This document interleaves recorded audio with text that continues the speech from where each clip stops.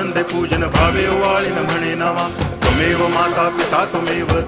बंधुश्च सखा त्वमेव विद्या तरुणं त्वमेव सर्वं मम देव कायेन वाचा मनसेन्द्रियैर्वा बुद्ध्यात्मना वा प्रकृति स्वभावात् करोमि यद्यत् सकलं परस्मै नारायणायति समर्पयामि अच्युतं केशवं रामनारायणं कृष्णदामोदरं वासुदेवं हरि गिरिधरं माधवं गोपिकावल्लभं जानकीनायकं रामचन्द्रं भजे हरे राम